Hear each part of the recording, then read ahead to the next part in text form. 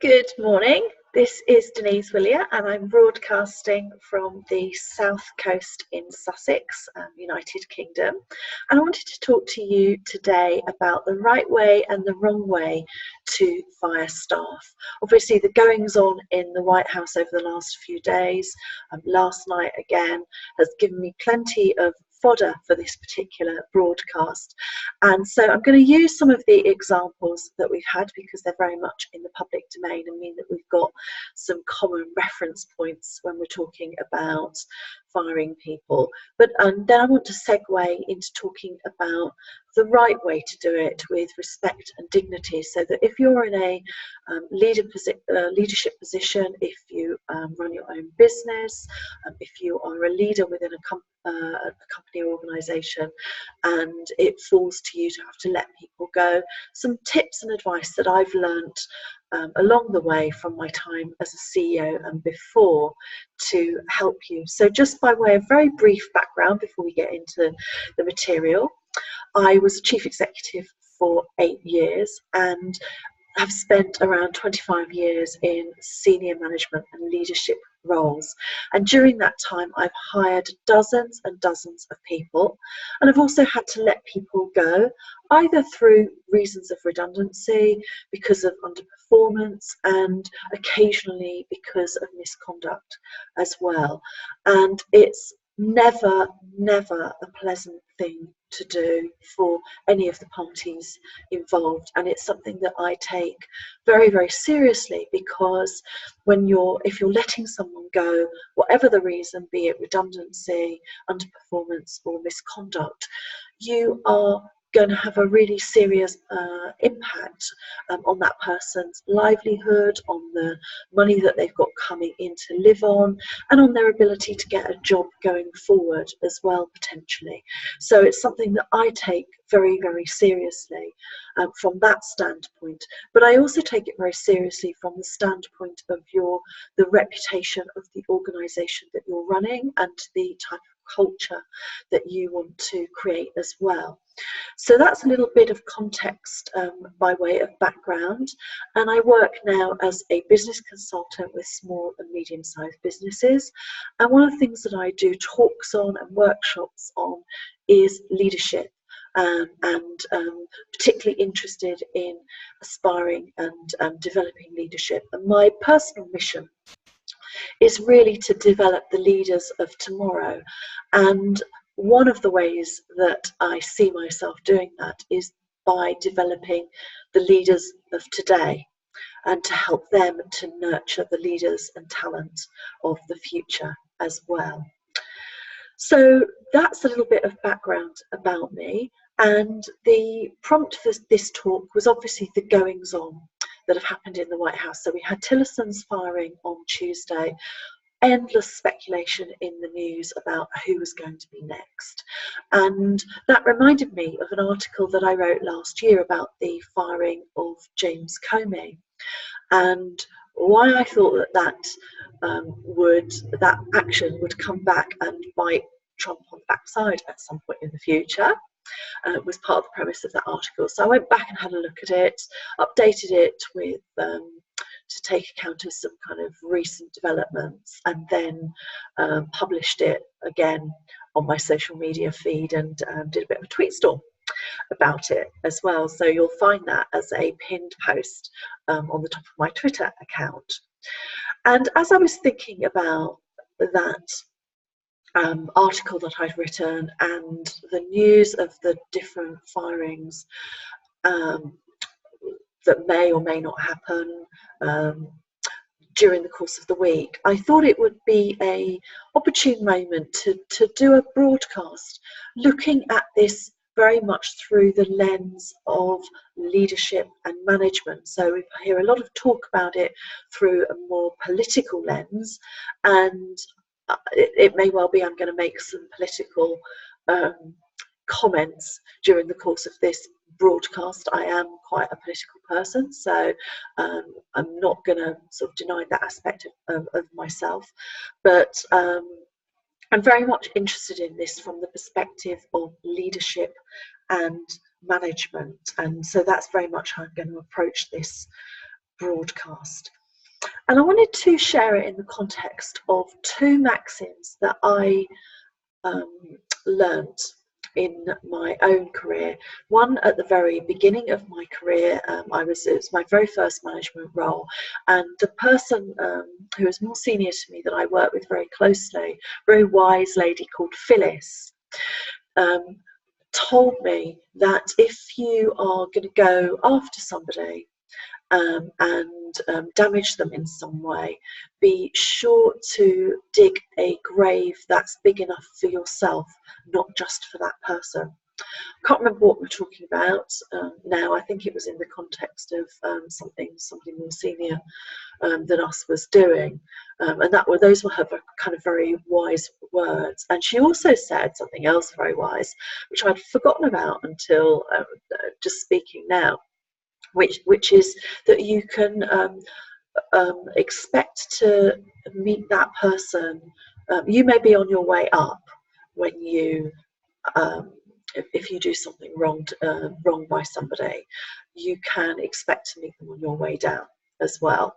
So that's, I think, always been at the back of my mind as well. And then the second maxim that I learned was when I was a CEO, and can't remember now the context that we were talking about, but we had a trustee on the board who'd been one of the founders of Cooper's Lybrand, and which then went on to become PricewaterhouseCooper. And so we were very fortunate to have somebody of his caliber on our board. And I remember him talking to me about the law of unintended consequences. And by that he meant that sometimes we make a decision or take an action, and there will be something that happens that we didn't intend to happen, and that may be because we actually haven't really entirely thought through the consequences of our actions and what might flow from them, be that good or be that bad. And so I've always borne those two maxims very much in mind throughout my career. So what I want to do is talk a little bit about some of the firings, and then I'm going to spend a little bit of time talking about how you can do it right, so that if you are in a position where you do have to let somebody go, you've got some reference points to help you with this particular task. And I also just want to set this in the context that if you are in any sort of leadership role, the way that you go about doing things, so that includes when you are letting somebody go or not, really reflects on your character, it reflects on your reputation, and it reflects on the culture of the organisation that you are responsible for as well. So we've heard a number of comments, feedback that the environment within the White House is toxic and it's chaotic.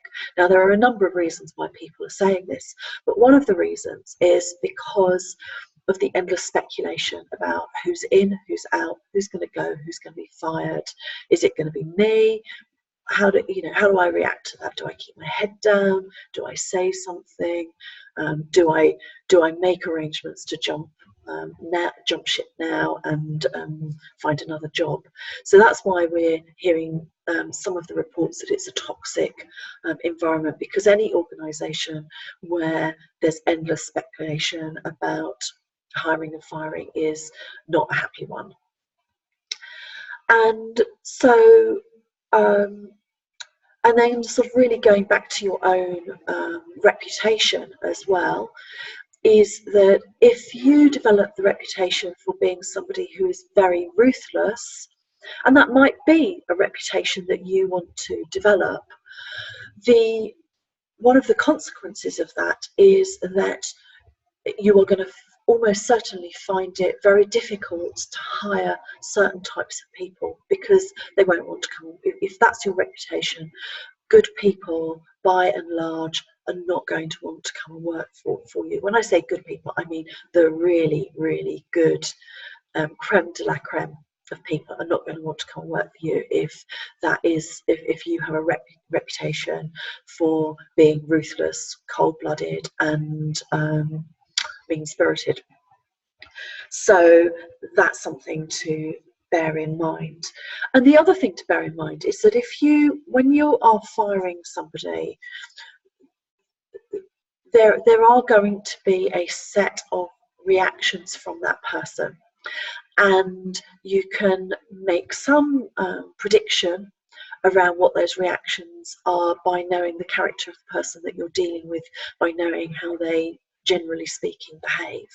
But what you if you behave in a humiliating way towards somebody when you are in the process of firing them, if you are cruel, if you are mean-spirited, if you demean somebody, and particularly, and if they are used to being in powerful, influential people, they are people who are operators in their own right, and particularly if they've got a good network, you can expect that this is going to come back and bite you in the backside at some point in the future. That may not be straight away, but it is going to come back and bite you very, very hard.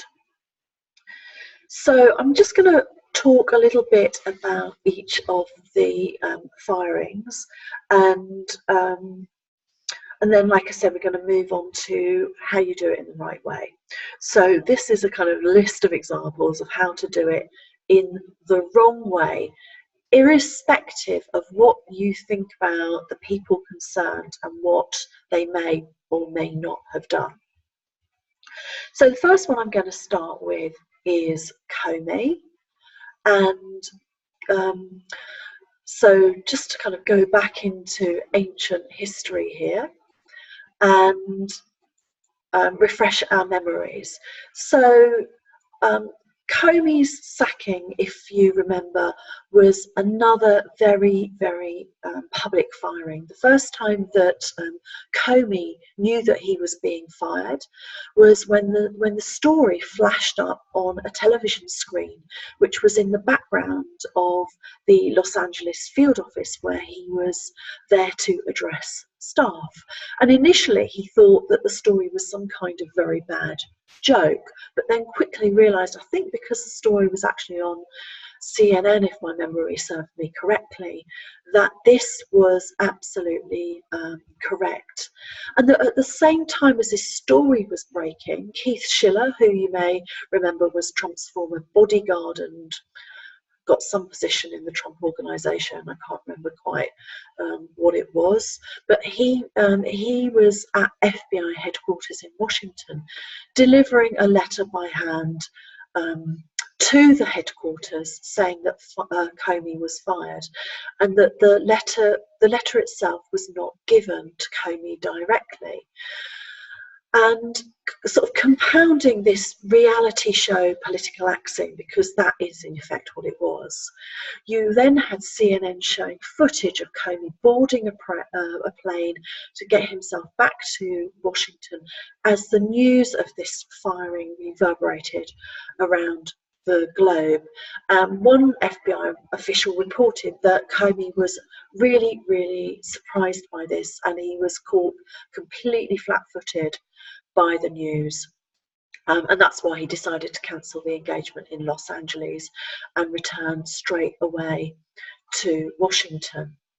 Now, there's been a lot of talk about how chaotic Trump is and that he doesn't like to fire people himself and this, that and the other.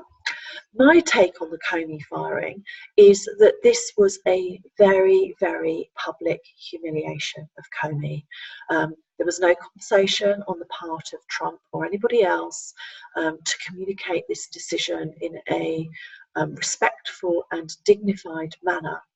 And that in behaving in this way, Trump and those who aided him in this firing behaved in a callous, cold-blooded way.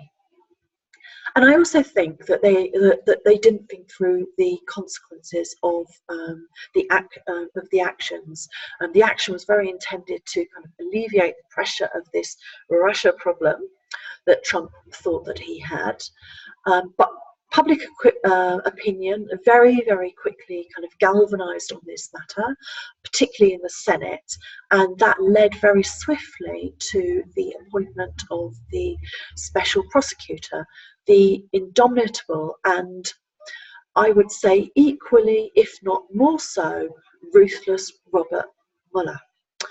And the firing actually triggered the beginnings of Comey's revenge, which was 3 hours of very, very gripping public testimony to the Senate Intelligence Committee, during which Comey basically set out a timeline of very specific statements from the president, which he regarded as either untrue or potentially criminal for Mueller's team to follow up.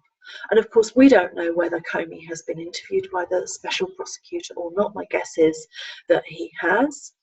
But what Comey did basically through that presentation to the Senate was that he laid a series of breadcrumbs, a trail of breadcrumbs for Mueller to follow, and made it clear that it was very, very it's backed up with documentary evidence as well.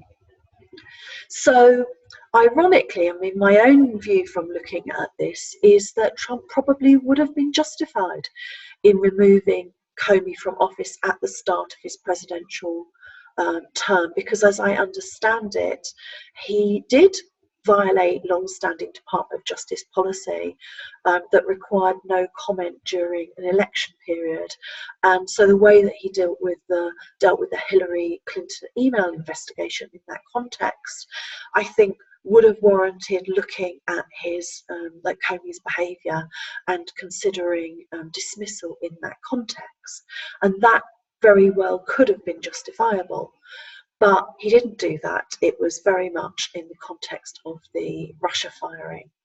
And that's what made it look political and that there was malice involved with this, and that there was something to hide. So that's the first of the firings. The second kind of key firing, I mean, there have been a lot of other firings, but the second key firing I want to look at is that of Tillerson. So Rex Tillerson has, this has been talked about for months, I think probably going back to last summer, about will he, won't he get fired. There was a lot of speculation around in October after it came out that Tillerson had referred in public to the president as being an effing moron, about whether he would get fired then, and there's just been kind of endless speculation about this.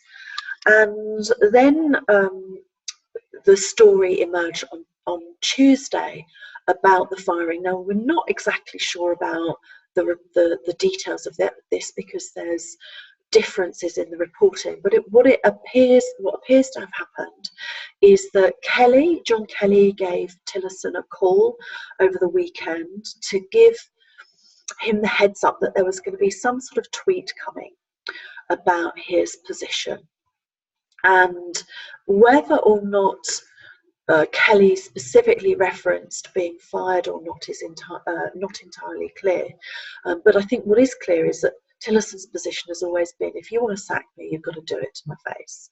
You've got to speak to me directly. And then what we had was an announcement by tweet, and I believe it was 4 o'clock in the morning, this announcement by tweet whilst Tillerson was on a flight flying back from Africa to the US.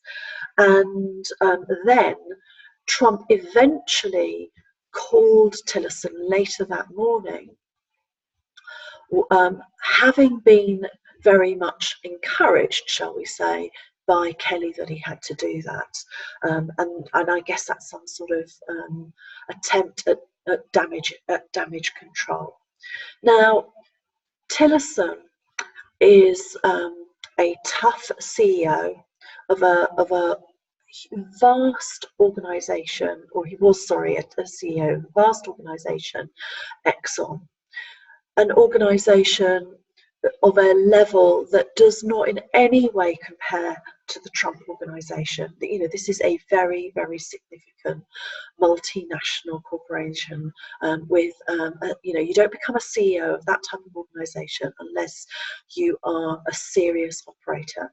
Now, I'm not going to get into the whys and wherefores of Tillerson as Secretary of State, beyond saying that my own view was that he was not the right appointment for the role, and was ill-suited and ill-experienced for the role. But that said, he was in the role, and he was fired in really the most ignominious and humiliating way. And we don't know how Tillerson is going to respond, but I don't believe that Tillerson is going to take this lying down. He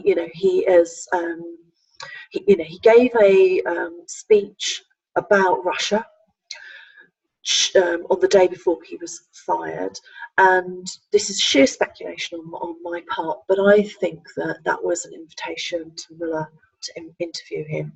But I do not believe that somebody of Tillerson's character, experience, and ilk is going to take a humiliation of being fired in that way without there being consequence. So back to that maxim that I shared earlier, is if you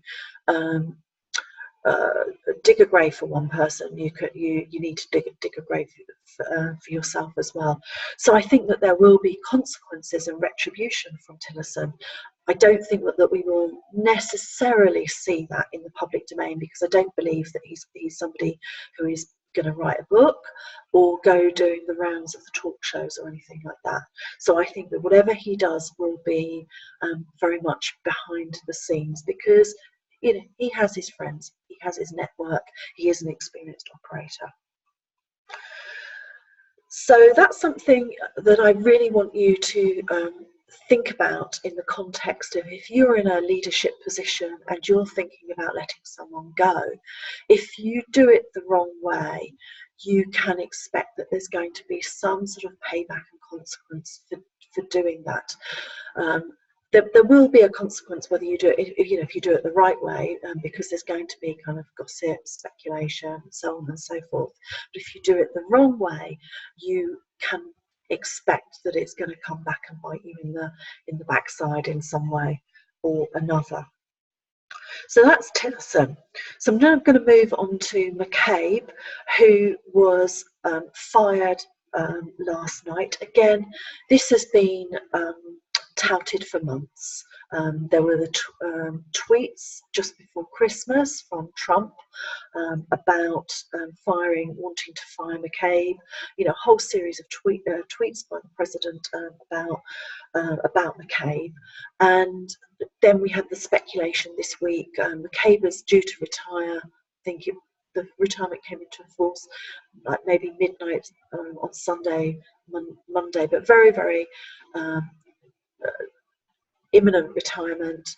Will he get fired in the run-up to that? Because and if he does, then that will have an impact on the pension that he has built up, and speculation that this is an attempt to undermine his credibility as a witness in the Mueller investigation. Now, I have to say that I can't say that a public servant wouldn't be fired in the UK in such an ignominious manner. I can't think of an example off the top of my head where this has happened. I'm very, very familiar with the legislation that we have in the UK around employment rights, and so anybody in a public position, we don't have political appointees here in the same way.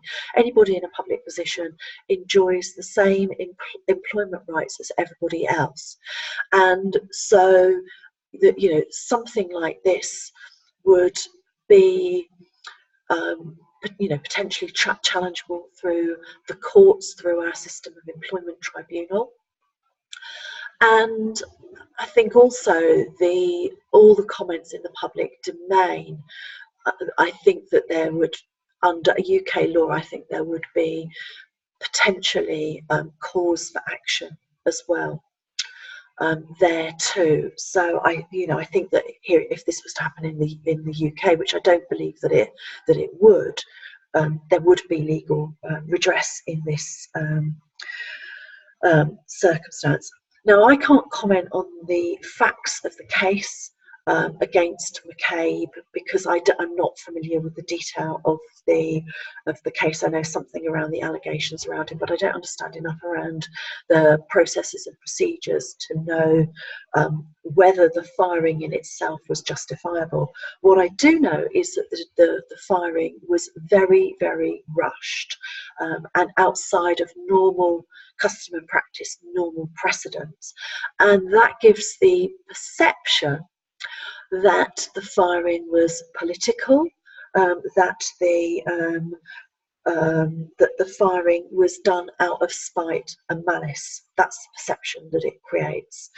Whether the firing was justifiable or not. Now, if the Trump strategy was to discredit McCabe as a witness in the Mueller investigation, which quite possibly that was part of the thinking about it, I personally, from that standpoint, am not too worried about that, because for two reasons. One is Mueller has stacks and stacks and stacks of witnesses in the different cases that he's building up. So he's not going to be reliant on the evidence or testimony of Andrew McCabe in any event. So he's got a range of other information to rely on, and much of that information is documented, documentary evidence, and also we don't know whether some of that evidence is recorded as well. So I think that there is actually a huge body of evidence that Mueller has access to that means that even if Trump is successful in discrediting him as a witness, anything that he has to say is going to be borne out through other examples, which kind of, I suppose, as a lesson when it comes to if you're in a position where you have to fire somebody, is you make sure that you have very, very good statements, very, very good evidence to back up anything that you have to say from credible witnesses, from multiple sources, that it's very clearly and very well documented. So by sheer coincidence, I've been providing some advice to somebody who was very recently dismissed, and some of the witnesses against this person are not reliable, in the sense that they have dementia, and they would fall under the remit of what we call the Mental Health Capacity Act here. So could not be considered to be reliable witnesses in any shape or form. And they're also not witnesses that you could cross-examine, cross-question further down the line as well. So that's a kind of learning point there, is that if you are in a position where you have an employee who's banged to rights on misconduct, is that you want to make sure that it's very, very well evidenced, very well documented, and you've got your facts clearly established, and ideally from multiple sources as well. So yeah, going back to McCabe, so I am not overly concerned from a legal sort of standpoint about whether McCabe is or isn't discredited in this matter, but also what I would say is McCabe is in position to do tremendous damage behind the scenes and in front of the scenes, and I don't know how much Trump has or hasn't thought this through. So we've had a bit of a statement of intent from McCabe, in that he immediately issued a statement following his dismissal, which was a statement telling you that he's not going to take this lying down. So what's going to be interesting is to see whether he then decides to do the round of talk shows, because I am quite sure that all of those sort of like weekend, Sunday morning talk shows are going to want to invite him on and have him talking about what's happened. If he decides not to do that, my guess is that there's a strategic reason why he hasn't done that. Or he might decide to do one kind of keynote interview with a sort of highly regarded interviewer, so that it's just like one interview. Is not like kind of endless doing the rounds in the way that Sam Nunberg did. Was it? I can't remember if it was last weekend, the weekend before, but he was kind of endlessly in the newsrooms. So we may well see I think it's more likely that you will get one kind of keynote interview that he will do. But I would be amazed if Mueller hasn't had him in to interview him already, and that Mueller will have him back as well. And Andrew McCabe will have all sorts of information to share to the Mueller investigation as well.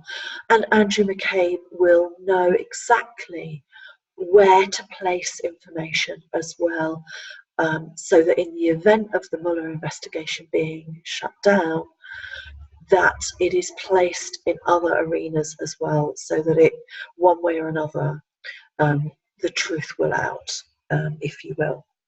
So that's whether Trump has thought that through or not, I would be very, very surprised. But if you're going to humiliate somebody and in that way and subject them to that sort of treatment, like I say, you can expect that is going to come back and bite you in the backside one way or another, and whether that's publicly or privately.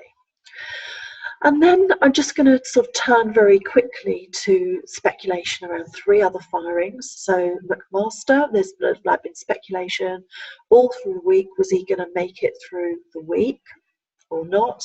Speculation around Sessions and whether Trump was going to fire him in order to trigger a chain of events to remove the special counsel Robert Mueller, and also John Kelly's position or not. Is he in? Is he out? There was talk yesterday that they had reached some sort of uneasy truce. Can't remember if that was reported in CNN or the Washington Post, or it certainly was in one of those sources. So again, endless speculation about, are these people in, are they out? Now, if we just let's talk about somebody like McMaster, a 3-star general, that there was really quite laughable talk during the week that they were trying to arrange a kind of soft landing for him. So the next move for a 3-star general would generally be a 4-star general post, that they don't want to humiliate him. Well, that's been going on for weeks and months now. So the idea that there's this soft landing is going to kind of cushion humiliation for somebody like McMaster, who is a very proud 3-star general, is just ridiculous. And bear in mind that McMaster has been privy to the national security secrets of the United States, top level information. And again, behave like this towards somebody like McMaster, and you can expect that there's going to be some sort of retribution for that, some sort of payback. And again, I think that's going to come in the form of testimony, evidence given to Robert Mueller. And I think that you will see it come out in other arenas, be that interviews, be that a keynote interview with a kind of highly regarded presenter, be that a book. It's going to, he's going to have his say one way or another. And I think, equally well, if Sessions and or Kelly is fired, they're going to have something to say about that as well. So that's the kind of a quick kind of run through the firings and a little bit about what I think are the consequences of that. And now I just want to talk a little bit about how you do it right, because there are when you're an employer, when you're a manager, when you're a leader, there are going to be times when you have to let somebody go. Now, I'm not going to get into redundancy, which is a completely different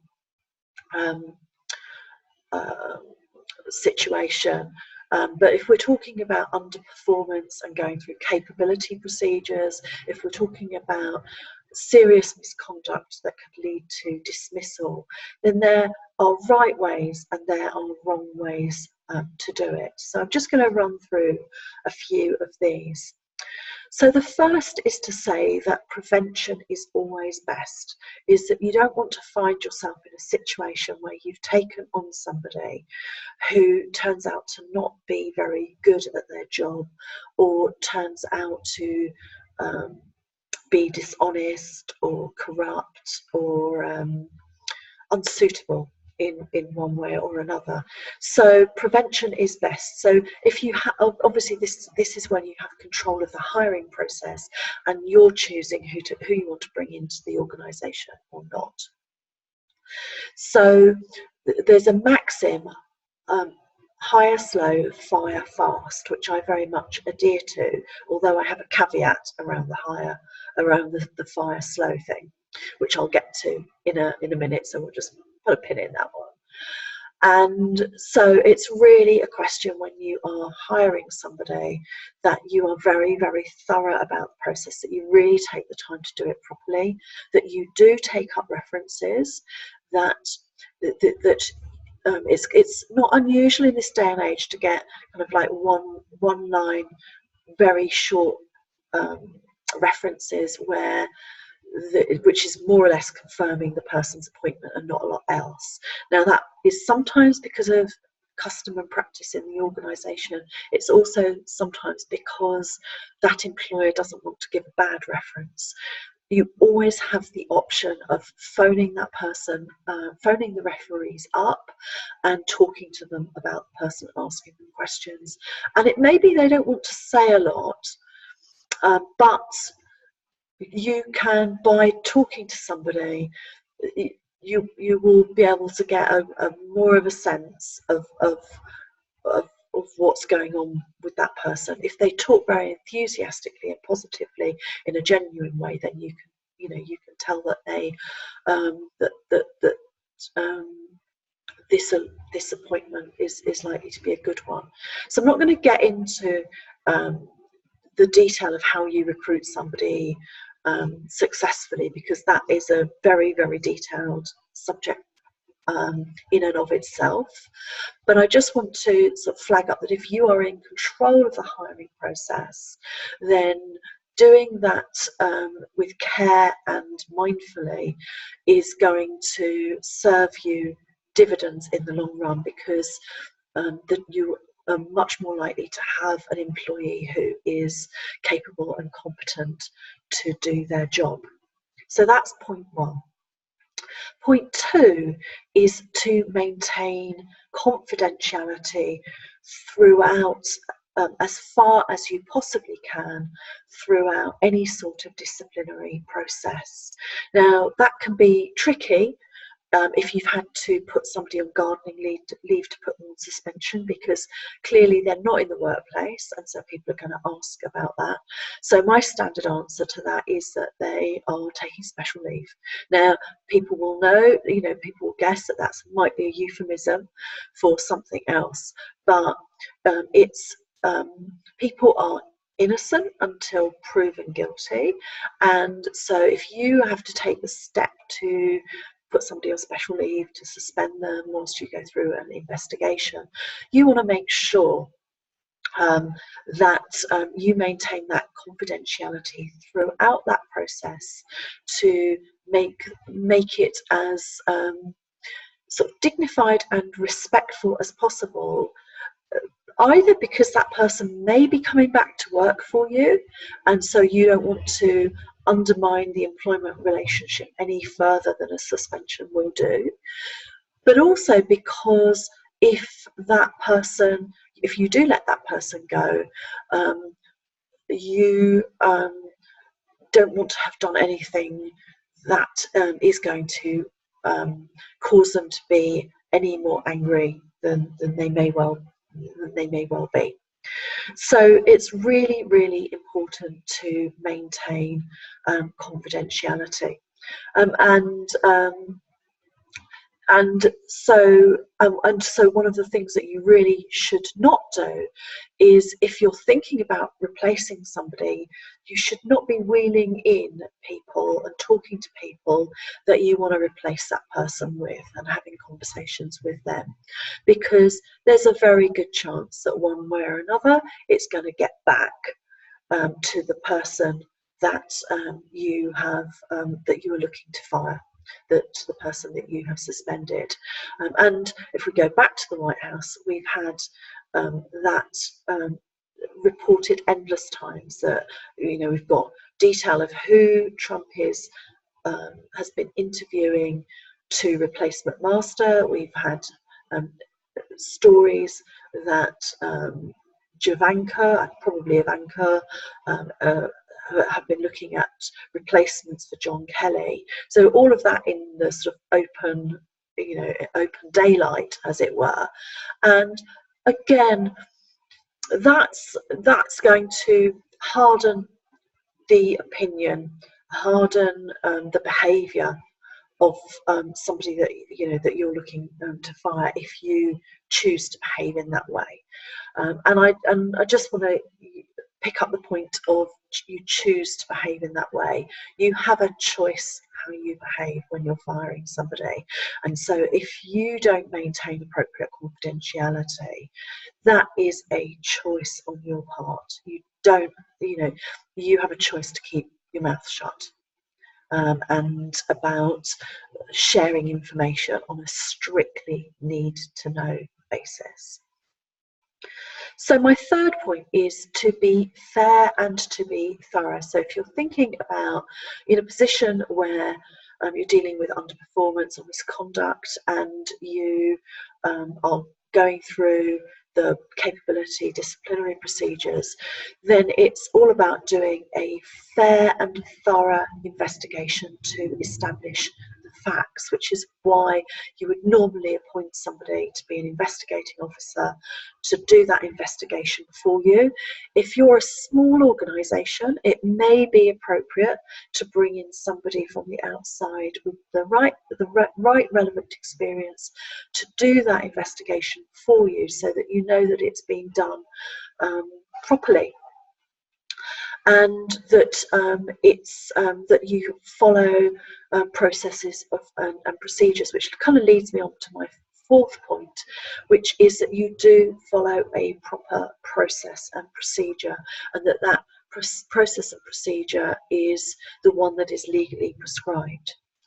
So here in the UK, that is very straightforward from my standpoint, because our disciplinary procedures are governed by the ACAS code of practice. So whilst companies and organisations will have their own disciplinary procedures, if they mirror directly the ACAS code of practice, and when you're applying them you follow that process and procedure to the letter, the chances are you're not going to get caught out further down the line with a claim for unfair dismissal or constructive dismissal. So is really, really follow those processes and procedures, and the ACAS code of practice really lays out those processes, those procedures in a lot of detail, and is really considered is the touch point for good practice. I can't comment if you're tuning in from the US, Canada, or anywhere else about what would be the relevant procedure for you.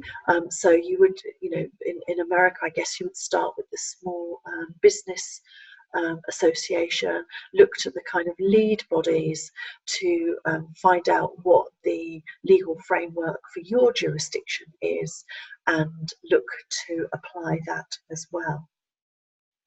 My point number 5 is to not humiliate somebody, because it's about your reputation and your character and how you behave. But also, if you set about humiliating somebody, you can expect their behaviour and also the behaviour of concerned people around them to harden. And you can expect, like I've said a number of times throughout the course of this broadcast, that if you're going to humiliate somebody, you can expect that they are going to find a way to bite you in the backside. And that might be going to the press and whistleblowing that way. It could be going to regulatory authorities and bodies to whistleblow in that way. There are a number of different ways in which payback can come. So so a very wise person will do everything that they can to handle dismissal in a dignified and fair-minded manner. My point 6 is to make sure that it doesn't come as a surprise. Now, if you're following proper processes and procedures, then it's not going to come as a surprise, because any proper process, so like the one I'm referring to, the ACAS Code of Practice, it sets out that there's really, really fantastic advice and resources about how you deal with any kind of underperformance, disciplinary type issues, and on a sort of step-by-step process. So in that means it really shouldn't come as a surprise. And if you do surprise somebody, then again, you can expect that human emotion is going to kick in, human nature, and that somebody's very likely to get angry about this, and that they could very well be held to pay for it. Which takes me back, oops, sorry, that noise was the postman just delivering the post to the offices here. So sorry, apologies for that. So that takes me back to the way in which Tillerson was fired. So whilst we can't say that it was a complete surprise, because it's been being talked about, frankly, for months now, it was a surprise on Tuesday, and a surprise in the way that it was handled. And then my final point 7 is about being consistent. Now, again, if you're following the processes, your own organisational processes and procedures here in the UK, if you're following the ACAS Code of Practice, if you're getting professional HR advice, if you're following the codes and practices of your own jurisdiction, then this shouldn't be a problem. My point about being consistent is that you apply the same standards to everybody. So I can't quite say no fear, no favour, because that wouldn't be quite the right way of putting it, but that everybody is treated in exactly the same way, in a fair and consistent way. So it's not a case of if somebody you like gets more lenient treatment than somebody you don't like, for example. So that is my 7th point. So just to recap very quickly, my sort of 7 points for getting it right is: prevention is best. So if you have control over the hiring process, is to make sure that you do that as mindfully as you possibly can to maximise the chance of getting really, really good employees. And you do hire the very best people, to coin a phrase. My second point is to make sure that you maintain confidentiality throughout any process, and that information is communicated on a need-to-know basis. My point 3 is that you are fair and thorough in the way that you go about applying the processes, which leads me to my point 4, which is that you follow the procedures and processes of your company and organisation, that you follow the legislation of your country to the letter. Point 5 is don't humiliate. Point 6 is make sure that this does not come as a surprise. And point 7 is about being consistent and applying the same standards to everybody. So just have a quick swig of coffee because I've been talking for a long time and I've got slightly sore throat now. So just want to circle back. So I've given listed out a number of the ways in which if you have to let somebody go, that you do it in the right way. And then I've referenced all these examples of how it's not been done in the right way in the White House and why that might be. Now, I put this in large part, not exclusively, down to incompetence. Sheer and simple incompetence. I do think that there is a conspiracy element to this, and a very significant conspiracy element to this, and that there are things that he is trying to cover up. But I also put this down to incompetence, partly from observation of the way in which he goes about doing things, and partly from my own experience of seeing how a lot of people are running organisations and companies deal with these issues, and that more often than not I've seen them dealt with poorly and in a way that is a breach of policy and procedure than I've seen it done correctly. So I think that there is a willful incompetence, shall we say, which is why that he's doing it in this way.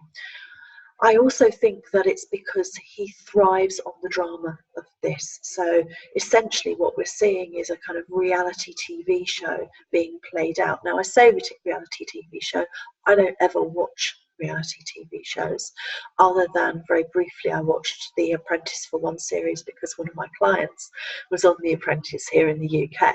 So that's the only time I've watched any reality TV at all. But I think it's very much about thriving on the drama of it all and really enjoying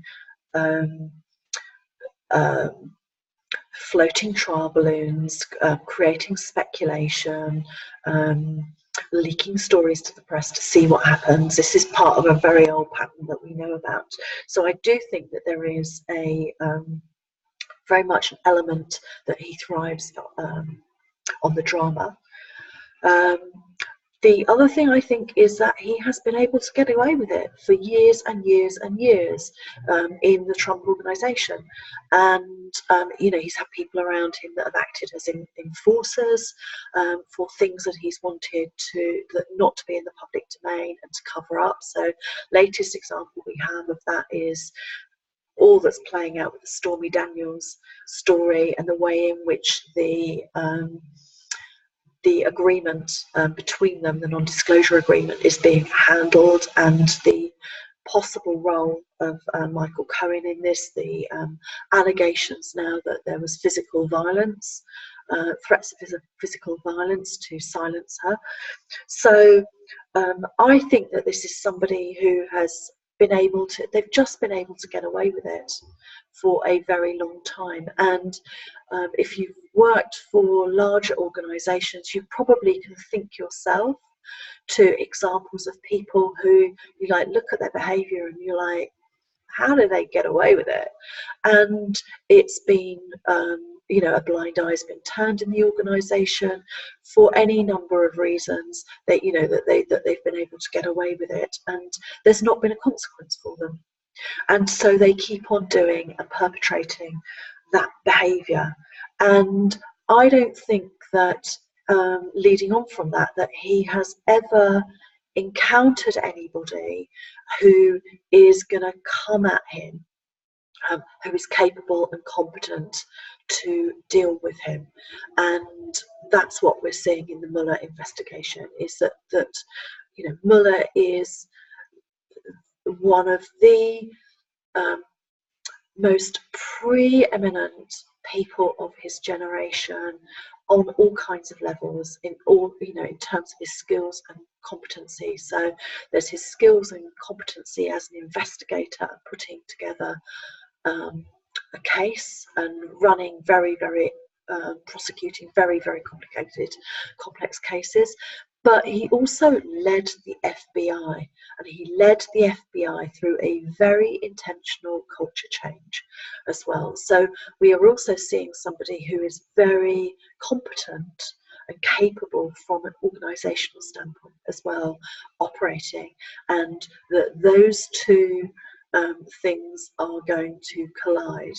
Heard a great analogy on one of the MSNBC shows yesterday around Trump being the Titanic, and that he is coming up against the iceberg, which is Mueller. And there's been a lot of talk about how a lot of what Mueller is doing is unseen. And so we've got the kind of tip of the iceberg that we're seeing, and then everything that there is beneath that iceberg.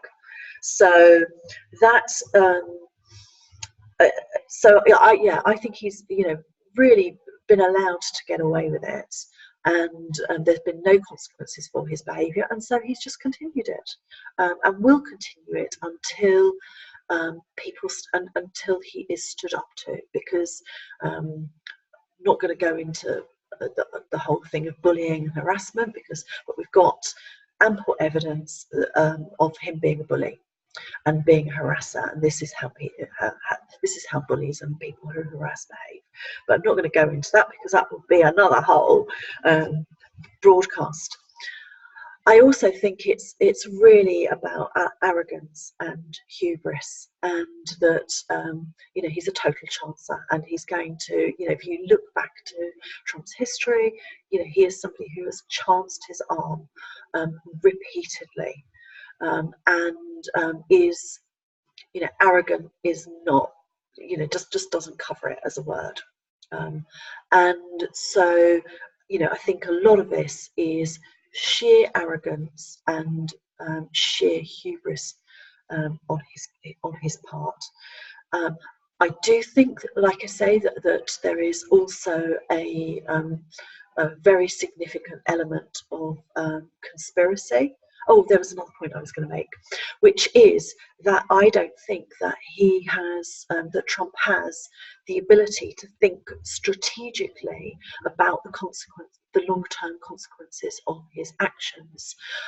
So I think he's very cunning. I think he has a particular kind of low cunning, but I don't think he's an especially strategic thinker. I think it's very much a something happens, he wings it. He's got certain ways of operating that he naturally naturally is drawn to, and then sort of follows through in that way. But I don't think he's some great strategic thinker. And just a kind of slightly interesting aside, I've just been reading a book called Collusion by a very well-regarded Guardian journalist called Luke Harding, and I may well do a Facebook Live about this particular book.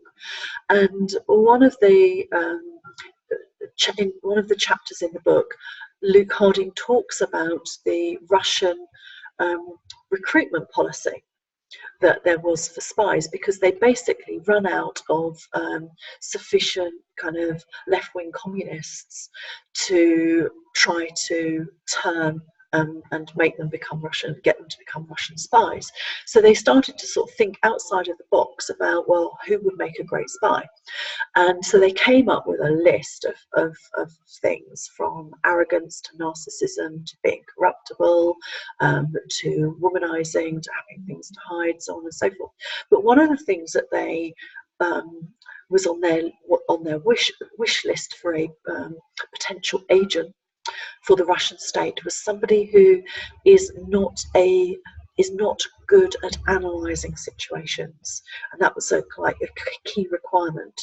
And so if you look at the list of requirements to be that the Kremlin had for your sort of ideal candidate to be an agent for you, then poor analytical skills is on there, along with all of those other qualities that I listed, which Trump has in spades. So those are some reasons why I think that Trump is doing this. So I do think, as I said, that there is a significant conspiracy part of this, that there is a cover-up part of this, but I think that it is has also got a lot to do with incompetence and the way in which he goes about doing things in general terms, and the fact that he's been able to get away with this kind of behaviour for so long, that he thinks that he can and he will do until he comes up against a immovable object, a rock in the force of somebody like Mueller, which is why he's so terrified of the Mueller investigation. So I suppose if you are tuning in to this and you are worried about what's going on with the Trump presidency, which I am from a global perspective, I'm worried about it from the perspective of I'm sitting here in the UK, and that America is one of our most important allies, that we are in this process of coming out of the EU, which I don't agree with, by the way, which will significantly isolate us as a state. And so if we have a partner who is, shall I say, unreliable in any way, and particularly if there are very, very strong relationships with Russia, if there are relationships with Russia, with the Kremlin and Putin, that is something from the standpoint of being a Briton in the UK that I am very, very worried about. I'm very worried about the geopolitics of it all. So the Middle East, Iran, North Korea, just for starters, and then there's interference in democratic elections in the UK, in Europe, US, and then what that means for the governments that get elected. So I've a whole number of concerns about this man in the White House, and I'm not in the slightest bit happy about it, shall we say. But I do think that he will get his just desserts, because what comes around goes around, and I don't believe that you can make enemies and humiliate so many powerful people in their own right, people with networks, people who are highly capable, highly competent, with their own allegiances. I don't believe that you can upset the number of people that Trump has and there not be consequences to that. And we are seeing that being played out. We don't know what the end game is going to be just yet. There's no doubt that this is going to be a delicate and difficult and troubling process. Absolutely no doubt about that. Very worrying for me from the standpoint of sitting here in the UK. But I do think that the truth will out, and that it will get bit on the backside, to coin the phrase that I have been using throughout this broadcast. So that's what I think will be the consequence. One of the consequences of firing so many people, or talking about firing so many people in such an ignominious and egregious way as he has done. So my sort of concluding words, if you are an employer, if you are a manager, is that there are times when we have to let people go, and that it is not pleasant, and the way to do that in a way that manages the consequences and manages the fallout for everybody, for the employee, for yourself as a manager, for your organisation and anybody else that's affected by it, is to follow the 7 steps that I outlined. Really, really follow proper processes and procedures to the letter. That might slow you down a bit. It might mean that you take things a bit slower than you ideally want to do, but the consequences of getting it wrong and doing it badly are so serious and so severe potentially that it's worth taking the time to do things in the proper way, and to make sure that along the way that you take proper advice. So if you're talking about firing somebody, that you have a capable, competent HR professional in your corner who can give you that proper advice and guide you on how to do things properly, not just from the standpoint of the law, although that's really important, but from the standpoint of people management, and that from the standpoint of you're managing human beings, and to do that properly. So that is how I want to wind up what I wanted to say to you about the right and the wrong way to fire staff, using very, very real life examples. I would love to know what you think about this content, what's resonated with you, and any experiences that you want to share with me around this, any feedback. Just a quick word of warning: if you're a troll and you're listening to this broadcast, and you will get blocked, and I will report you if I think it's appropriate to do so. I have zero tolerance for anybody that is trolling. I have zero tolerance for anybody who wants to be argumentative for the sake of being argumentative. So I take a kind of very clear, strong line on that. But I would love to know your feedback on this, and I would also love to know what you would like me to talk about in the future going forward in broadcasts. I'm still trying to work out when is a good time to do this, to do these broadcasts, and whether actually Saturday morning when it's really quiet in my office, aside from the noise of the traffic going past, which is probably a bit of a background noise, this broadcast. If that's the case, then I'm sorry about that. As I shared at the beginning, I was a chief executive for 8 years. I have very, very significant leadership and senior management experience. So I would absolutely love to know from you what are the sort of questions that you have about running a business, about being a leader, so that I can think about content that will be of value and of use to you. One of the things that I like to do is to take real life news, real life situations and contexts, things that are happening, and talk about those, because it means that we've all got a common reference point to start from. So obviously that's what I've done today, but that's something that I probably will do from time to time going forward. So like I say, I'd love to know what you would like me to talk about, different ways of communicating that with me.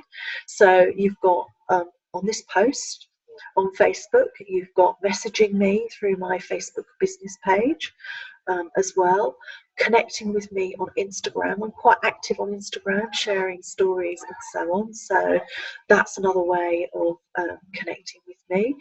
Twitter as well is another great way of letting me know what you want to hear, because I'm going to be posting this broadcast on Twitter. I couldn't work out how to do it live, couldn't get the camera around the right way, so I don't know what was going on there, but those are different ways to connect with me, and also to